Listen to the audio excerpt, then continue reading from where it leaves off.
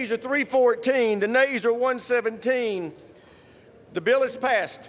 As is often the case with compromises, it pleased few but got the job done.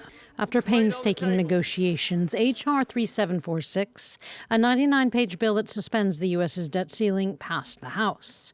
It removes the current borrowing limit of $31.4 trillion on how much the U.S. government can spend. And it does so until January 2025, after the next election.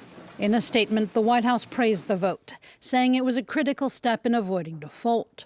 Writing that such a bipartisan compromise was the only way forward, the bill includes Republican-backed spending cuts, and it expands work requirements for food stamp recipients. After the vote, the Republican Speaker of the House hailed the bill as a victory.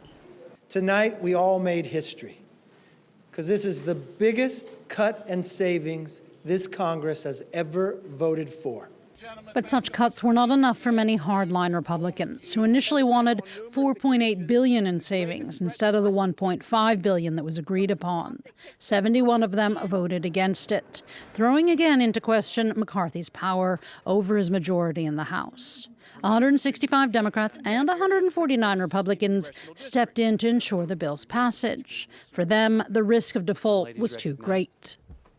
While I find this legislation objectionable, it will avert an unprecedented default, which would bring devastation to America's families. By weaponizing the debt ceiling, Republicans... Dozens of progressive Democrats also voted against the compromise, saying Republicans were holding the U.S. economy hostage with the debt ceiling in order to pass through conservative policies.